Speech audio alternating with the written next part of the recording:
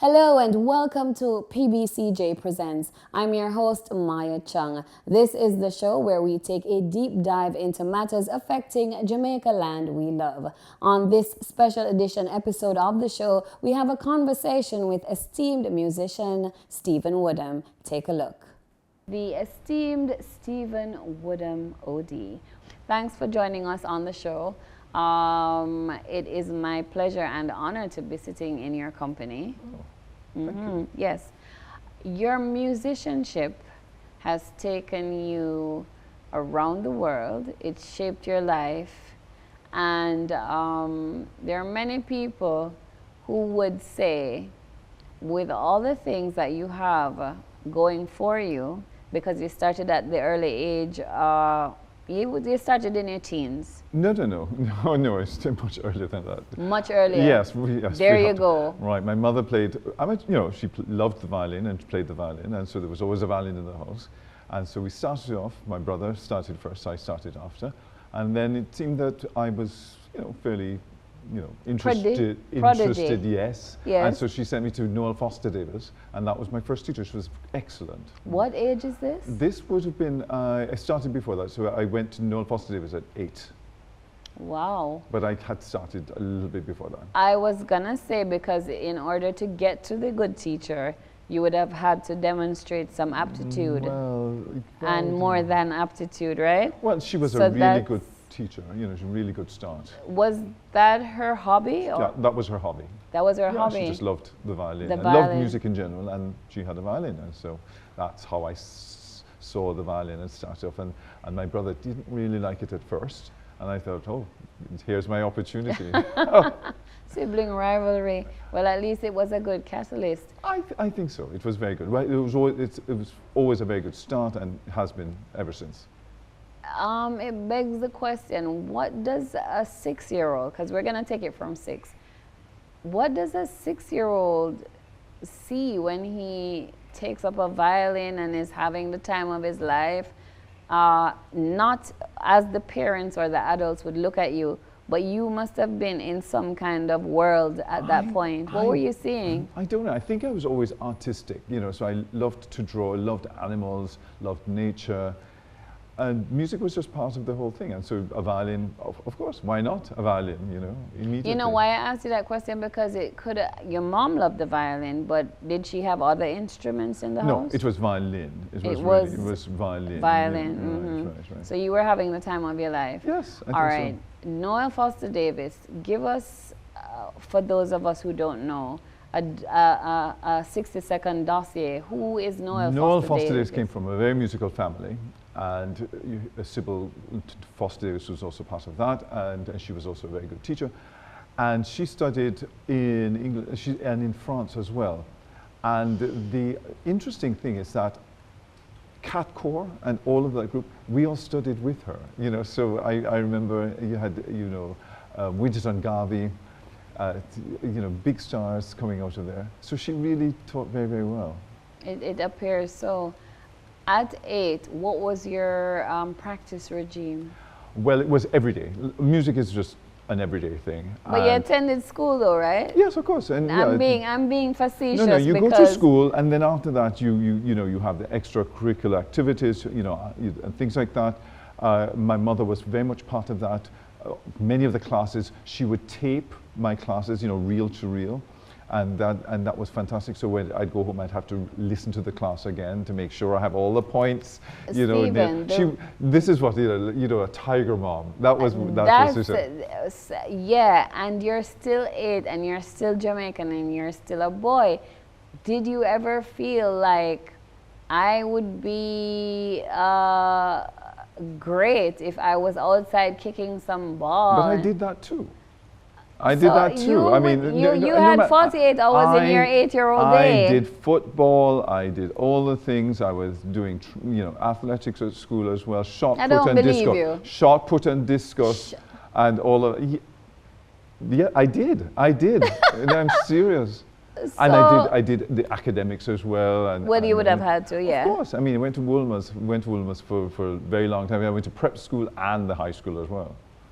Wow. And you seem to, by the time you're 12, you've had a really full life, full of experience. Yes, but it's right after that that I started international sort of travel with the violin.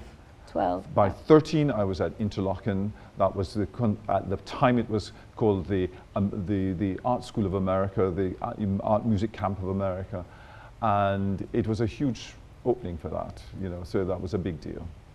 You know, it would be very cool if you could give me an honest take on a different genre of music, indigenous to us. This is reggae, and we have offshoots like dance hall music. Yes. At a particular time in our culture, this indigenous creation of music was something to be lauded. I mean, we came together, this music form, this style, this delivery, toasting. Allegedly, I don't know if it's true, we yielded rap music. I'm not sure. I can't sign off. A man of your ilk, I don't think you would just appreciate classical music only. You have to have other appreciation. I'm just thinking out loud. Right, so this is completely different. Well, yes. I can say that one of my early introductions would have been with Ernie Smith. And the big album, you know, For the Good Times was made with him. I'm on the album cover with Ernie Smith. For the Good Times. Yes, that, yes. that actual thing? Yeah, and Life's Just for Living and all of those. Yes, we did that at You were on the album cover. Yes, right. You were vocalist as well as violin all the time. Violin. My brother, my sister, we're, you know, a friend of ours, you know, Milton Davis, and all that. We did that, you know, at Tough Gong. Yeah. So you're a Tough Gong alumni, and so you are in a prime position to tell me what you think of today's music, dancehall specifically, and its influence on the young minds that you've dedicated your life to. What you're talking about is that we're looking especially at what the role of music, and it is very important in terms of expression. And we have to understand what that means overall. And dancehall is very much a huge part of the energy that we're experiencing. And the socialization. And the socialization that and when we talk about culture is what is being cultivated at the time and what does it express. So that's very important. My particular take on music is from a different angle. It's much more an intellectual sort of exercise. What I've been teaching the students really is that the music that we are doing, especially in the orchestra and on violin, is the practical application of mathematics and science. Yes. And the underpinning of art in general. And then the underpinning of art comes with the emotional connection, the expressiveness, the ability to connect with human emotions and things like that. So that's what makes music.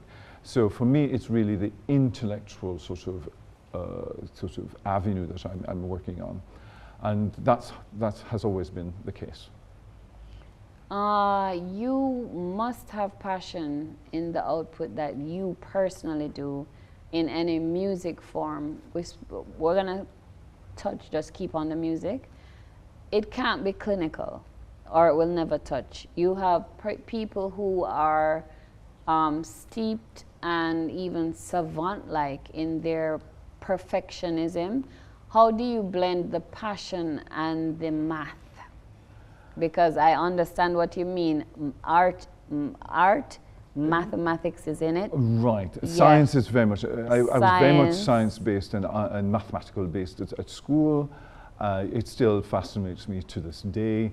How I view music is very much through those sort of prisms. I can say, though, that that music is a vehicle by which we can view ourselves and our society as well.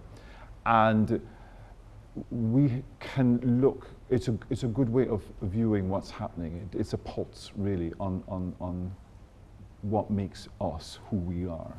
And so that's very important. Humanity or Caribbean, humanity in general. So you can look at different areas, different cultures, different people, and you look through their music, very much their language.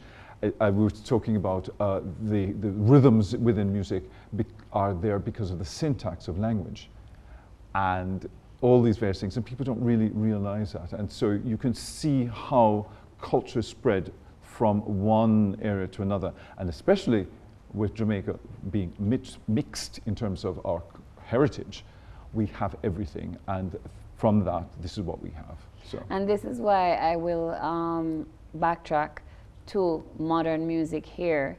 It seems to be going through a devolution. Have you ever heard of an artist called Skeng? No. I'm sorry.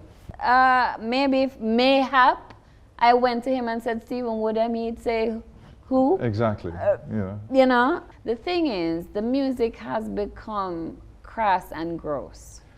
And you must have you're teaching, you're the artist in residence at Immaculate, which is a prestigious high school, and you're dealing with young minds. Everybody does not come from Norbrook. You have a plethora, and it has devolved, or indigenous music forms. Yes, we have the standards of Bach, Beethoven, but what is this devolution in our indigenous music form? Well, we have to be careful in the terms that we're using, but what Maybe I'm harsh. No, it's not a question of being harsh. You know, in terms of indigenous, and it's what is being created at the moment is a reflection of our own society.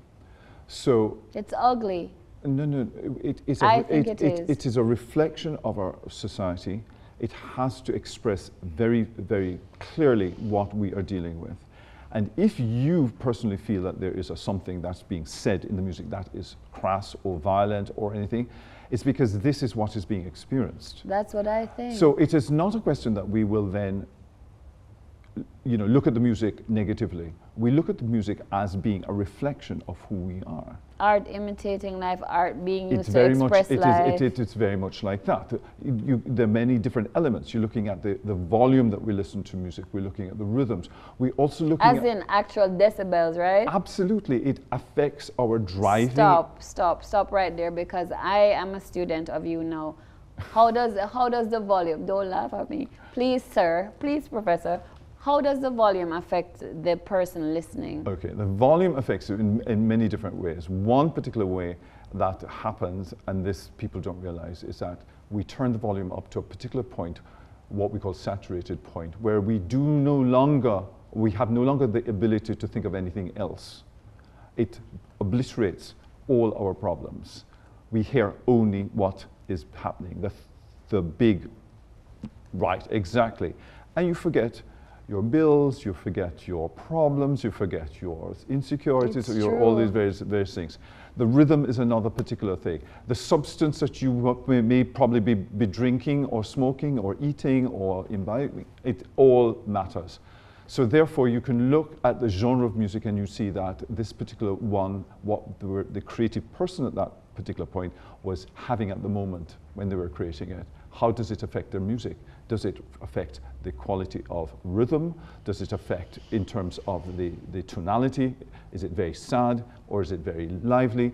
All these things matter. And the same thing for the people who are receiving the music as well. It matters what they are having. So when you go into a bar or a club and there's no music, the people don't drink the same quantities. They don't react in the same ways. And all of these things. And if you're listening to a particular type of music while you're driving, your driving habits also change. And this is what we have to be very, very sort of cognitive about. Because we'll be looking at, and there's been some discussion about, you know, the bus drivers and the taxi drivers. What are they listening to while they're driving? And what are they feeding the passengers, who are children as well? Right, but I'm just looking at the habits and what happens when we're affected by music. And we have to be aggression is very evident in the music form, and as they you may just be using said, it as a stimulant to because they may have long hours. What about catharsis? Suppose it's a catharsis. Suppose they can kill somebody, because that's all we talk about in modern music. So they catharsize, or they live vicariously. I'm not sure about this modern thing that you're talking about, because You don't listen to it no, in that way? no. When you go back and you look at the operas are about love and jealousy and killing and all these various things. Murder. Yeah, I mean, this is the story of life, exactly. And so it's the same thing going over and over and over. So it may be interpreted in a different way. But we have to really, from the musician's point of view, and like the creative artists, the composers and things like that, they have to be very specific in terms of what are they writing and why they're writing it and what are the effects when we all listen to music like that.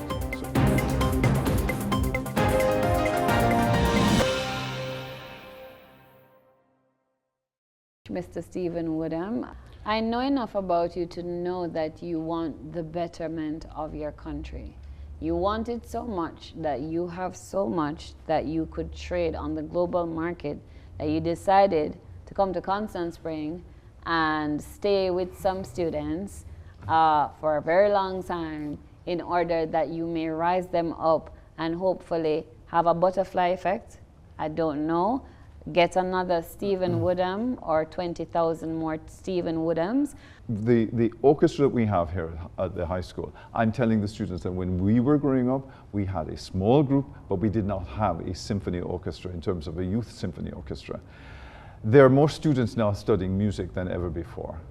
There are more international artists in terms of classical musicians, Jamaican musicians, composers, all instruments, violin, piano, all the instruments. We're speaking about Jamaicans. They are Jamaicans. They are Jamaicans. What I'm trying to say is that it has been a progression, and it has been a very positive progression, by the way. I don't doubt you, but it's not being touted, and it's not, once it's not touted, it's like advertising, because I don't know that I could send my daughter to your school to bring her up in that. What I know is when I'm on the mass bus or in the mass party, right, I'm hearing a lot of aggression, a lot of harshness.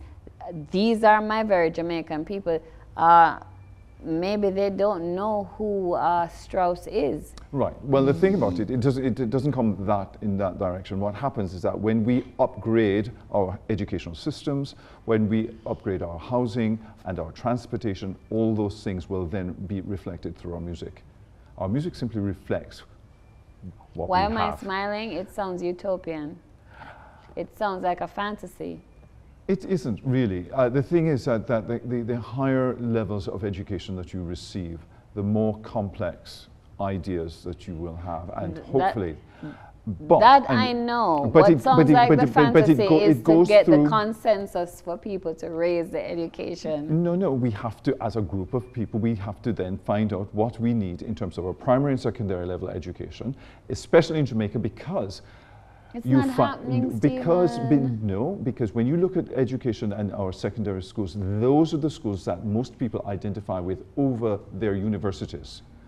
Yeah. So if we want to have wonderful artists, wonderful musicians who can read, are able to play various instruments and to be articulate, what we need to do then is start at the primary level. How many schools have we got primary level formal education going on? Not the ones who have parents that will then invest in private classes. That's what's happening. That has always happened. Yes. But if we want it on a grand scale, we need to then implement that within schools. Very much like how we implement all the other subjects. Mathematics, blah, blah, blah, blah. You've even mentioned agriculture, the best agriculture school, share it. We have to do that. But in who is listening to you? You are at the top level. You have the ear of many. I have been saying this, and I would like them to understand what we have here at Immaculate, and to be able to recreate something like this in other schools, especially at the primary and secondary levels, because in terms of music, dance, and all these particular arts, it really matters when you start it and how disciplined you are in all of this. What do you have here at Immaculate Give me the rollout. Well, we have two programs. The school program that we have, especially the ones who are coming in at the first form, or what we call 7th grade, they have access to what we have here, these wonderful instruments and everything in terms of beginner and advanced level groups. We have had students who have started here, and by the time they've finished 6th form or 13th grade, they've already had their associate diploma, which is higher than the A levels or the the other typical accreditations. They've already got their university diplomas in either teaching or they can do that right here. Really? Absolutely. But this is the microcosm of Immaculate, or a St. Andrew student can come in and study. How does it work? We have two different types of students. You have the students of the school, and we also have those who can come in privately or from other schools as well as a magnet program.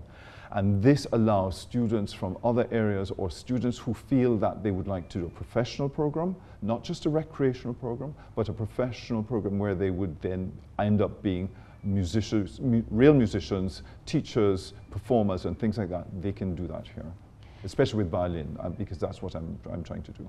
What does it mean exactly that you're the artist in residence at a high school in Jamaica? The artist in residence label that I have and that I use really allows me a wider sort of ability to do the artistic things that I feel that are needed within the performing arts department. And so therefore you have the allotted Ministry of Education, allotted music teacher here who does the basic curriculum that we have. But then for the ones who are doing the orchestra, the various concerts, studio recitals, I can bring and do art, painting, I can bring in other musicians to come and perform for them. Certain embassies have been very good at that because they also a way of seeing other cultures pass through. That is what I want to see and help, because that's part of the development, a wider sort of understanding of the role of music. How long have you had this position, and how did that come about? Because it is anomalistic to me. Right. I came back to Jamaica. I was actually performing, and I came back and I just decided, having seen what was here, that it would be very interesting for me to stay instead of being, touring the world. That sounds like an oxymoron. Well, I'm just going to stay in Jamaica because touring the world. There's if who does that? Okay, if you want the long story. Yes, okay. Please. I was living in Boston at the time, and there was the thing that was being done, a very interesting program, where they sent out teachers into the inner cities, because there have been lots of anecdotal sort of comments about music, inspiring and changing and doing all these wonderful things to it. But they need to prove this. So it was a PhD program that someone was doing, and they needed to find out if they taught students, random students from grades 4 to 6, music, what would the impact be on their behavior, on their school, sort of averages and things like that. And so I was part of the foot soldiers. I went into areas that I had never seen before. And interestingly, there's poverty everywhere, in all cities. So I hear. Right. Well, I taught in the inner cities of Boston, and I was thinking that if I could do that and I could see the actual positive spin-off of things, something like that. Do we have a program like that in Jamaica? Have we got any of the ones here doing music as a vehicle by which we can change and use as socialization? And the answer at the time was not really. And despite your valiant efforts and successes, I don't think we're even 2% to where you would want to see it. Absolutely not. But the thing about it is that I have to evaluate, is the program that we have here positive? What are we doing? Is it making a real impact? The other thing is that I have to then make sure that I'm inviting the people who can actually change things. So I don't know if we just had a concert at a JC auditorium not so long ago. It's called the In Concert program for the Immaculate Conception High School Symphony Orchestra, and we had various dignitaries, including our Honourable Minister of Education. Since then, I have had calls from various people that they would also like to see this now replicated in other schools. And so I'm very much in touch with these people because I think it's a very, very good idea. We have the National Youth Orchestra of Jamaica, which is also playing an important role in a number of inner city schools. Of course, because of COVID, these particular programs had to be either reduced or shut down. But we do have programs right now within various schools, not only in Kingston, but in other areas as well, in Port Antonio and things like that, which are very, very important. And we are doing a lot of work. But when did you come back and begin this work? I came back like what year? 30 years ago, early 90s. Do you believe 3 decades is a fair turnaround time for now? People, ministers, doesn't matter where, inner city schools, to be asking you, it took you 3 decades and we don't live forever. Is it moving too slow?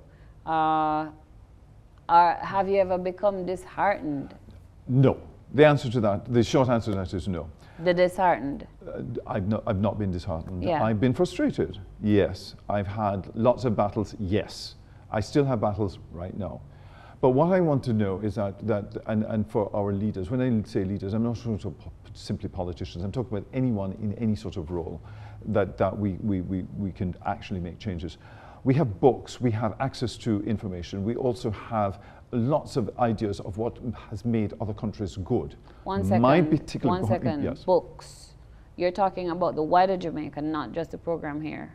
I'm talking about the wider Jamaica, right, of course. Continue. The wider Jamaica. Yeah. Continue. I need us to then understand and look at other societies. What do we admire about a particular society that's working? In that particular society, as I feel, is positive. We then have to look and see what they have done, and we need to implement that here. We have lots of different things. Let me give an example. We have something called stoplights. As in? Traffic stoplights. Okay. Okay? Mm-hmm. Do Jamaicans really obey traffic signals? And the answer to that is that they need to understand why they're traffic signals and what does that do for the good of all of us. But no, we always feel that we must cheat, pull back, ignore, try our best, scrape by, and it doesn't serve us. It doesn't serve us as a group. It may get one particular person a few seconds faster, but you may cause some serious accidents, and then you wonder where the medical services to provide, where the insurance, all of these things, the injuries that are involved. But it's as basic as that. So we need to brighten up as a people to understand that when you see something that has been implemented within a society that is positive, and you understand the ramifications of something like that, then you adhere to that, and you make our society better. Stephen, it is a learning process. I agree with what you say, but you sound super idealistic. It's not a question of being idealistic. No, when you have your car crashed because somebody has, you know. But it's an example. Analogy. No. It's a very good example. I can give you many more. I can give you many more. But at the time and the space that we are in Jamaica, especially post-COVID, if you're outside in the mass environment, and I understand the analogy, the example, people are hopeless, they've become more savage. Now more than ever, 30 years later, when you came to do this work, foregoing glory in the globe, Jamaican people are like blobs of desperation. I do not agree with you. When I see our children, I see incredible talent. I see potential. We don't even know what this child will produce and is gifted. You also want to know that you want to have bright people for your retirement, okay? So you better, I agree. You know, put the things in place. But it just sounds idealistic. We have to think ahead. And in an educational Jamaica environment, is not good at thinking ahead, Stephen. No. You will have a Stephen WOODHAM, a Marcus Garvey. I'm so sorry. But we have to listen to Marcus Garvey. We have to understand what these leaders are doing and have said and have to. For us to ignore and to pretend that we have not been given the chance is not in our interest as a group of, as a society.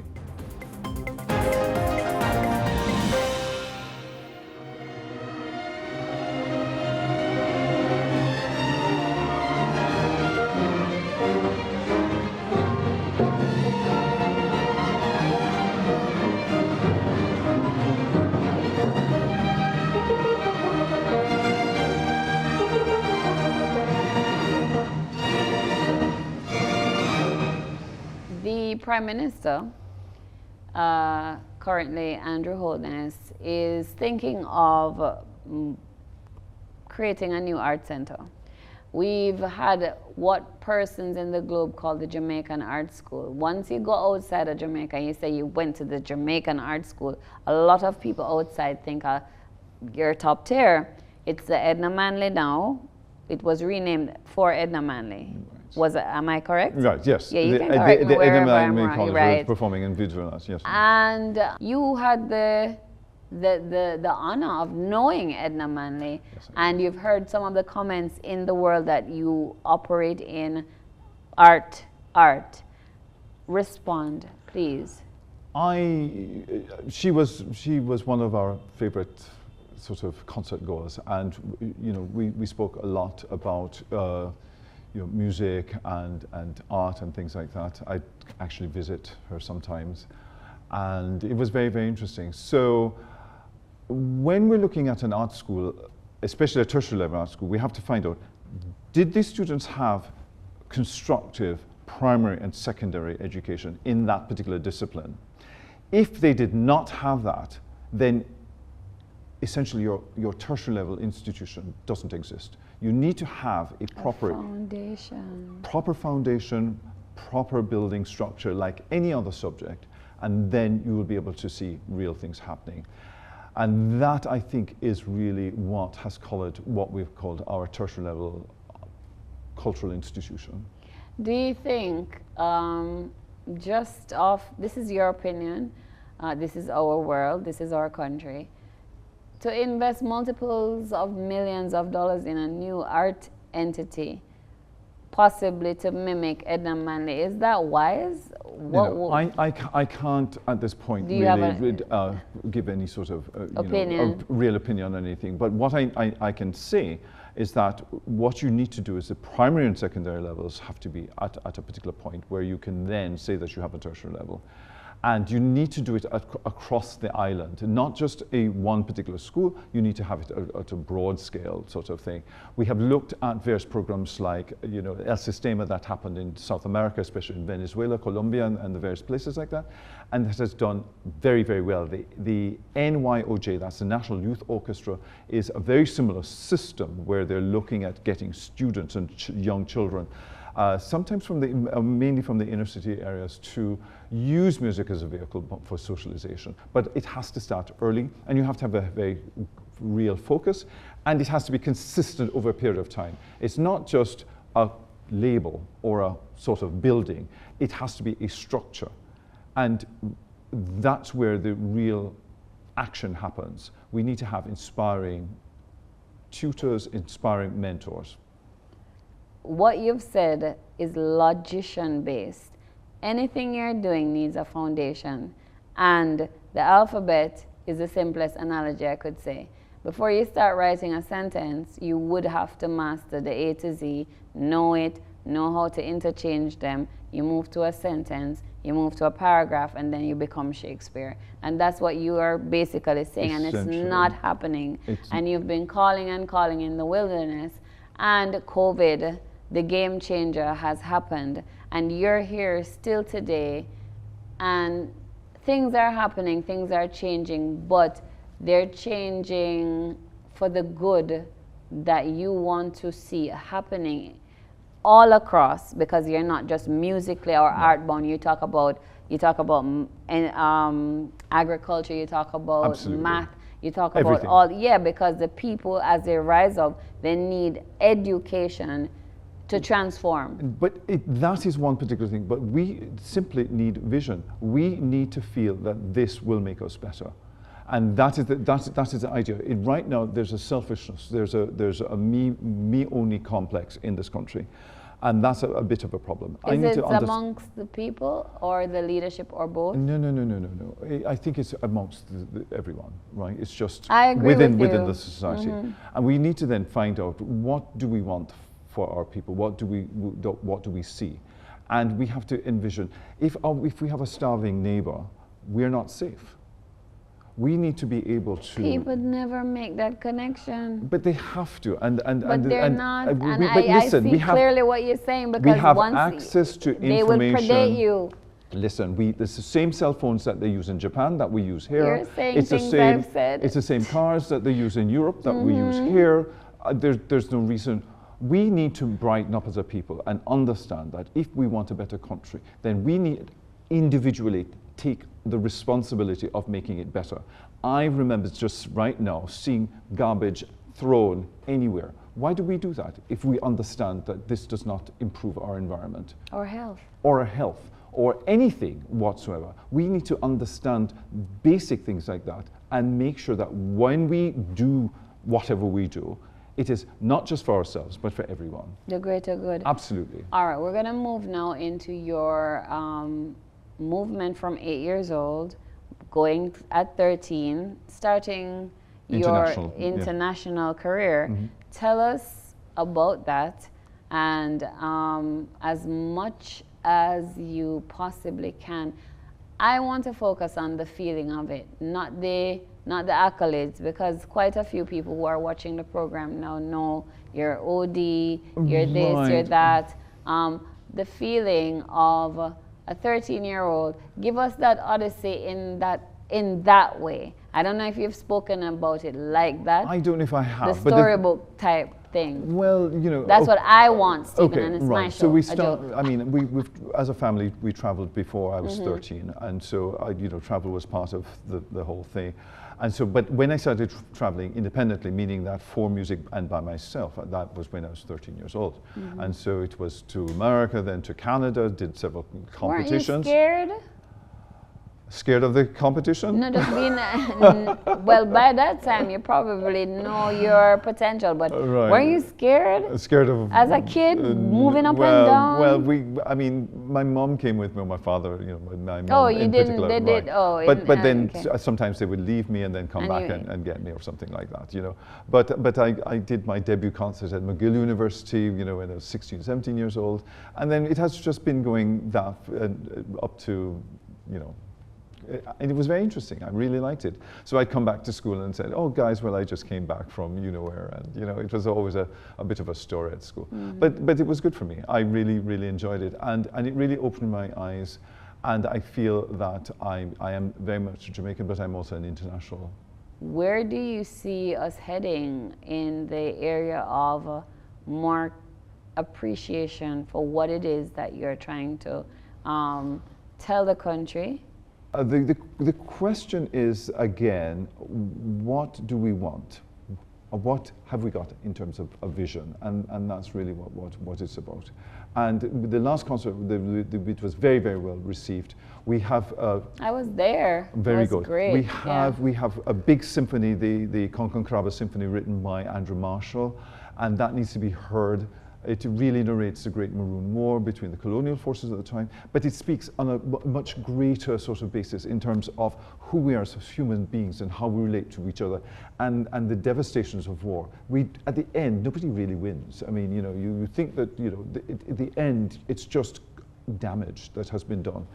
And it stays, it's long lasting, it's going to be for generations. You do not bomb and annihilate desecrate a whole set of people and then expect them to turn around and forget about the whole thing. It doesn't work like that. A lot of persons don't really realize as well that the desecrators are being affected equally as much as the desecrated. Many of them. Of course, I mean, you read books and you look at things and you understand. When you actually do it. Yes, but then it comes back to the education again, and so therefore we need to then up our education systems and teach far more broadly. And Jamaica. Jamaicans need to, and when they go away, because a lot of them do travel, They need to Don't then come look back. and see what makes that place better. Why do they admire this about that particular environment? And then try and recreate that here. They have to, I think you did it so fluidly. They have to go and see what makes them tick, but they have to generate the impetus to come back here and sacrifice in order to bring it to the fore to their own countrymen. And that's not easily just bought at a Walmart. But yes, but it didn't happen over there either. It didn't happen over there either. They made the effort to put certain structures in place and let it happen. And we need to then understand that is, and not have the same backroom-master attitude where somebody must then tell us what to do and how to do it and everything. You do it because you know that this is important for your child. What was it like, as we wrap up, being a black man, not just a black man either, but a black man from a developing nation, doing what you were doing, starting at the tender age of 13? What were some of the feedbacks? And it must have been wild. I've read Maya Angelou's biography. These people... Yeah. I don't know. I mean, I've said many stories. There was one particular story that I've shared with students, saying that I was always late for my theory class at Interlochen. And you know what that means. Yeah, I'm going to get a D. I'm going to get a proverbial D for whatever it is. And I told them, listen, my rehearsal ends when your class starts. There's no way I can get to your class at the same time my rehearsal ends. I have to pack up and everything. And he says, so what? I mean, all the other students go, are on time. Why are you not on time? I said, because I'm not in the same orchestra. So they said, oh, what orchestra are you in? I said, I'm in the World Youth Symphony Orchestra. And I was 13 years old at the time. And the class burst out laughing because they thought I was pretending. Lying. Yes, because I mean, Tall tales. Yes, I mean, 13 years old black boy, intermediate in World Youth Symphony. Yeah, right, so, Stephen, you're in so the teacher asked me for my folder and said, show me your folder. So I took out my folder and showed World Youth Symphony Orchestra. And I said, well, on Sunday, you'll be in the audience and I'll be on stage, so you can look out.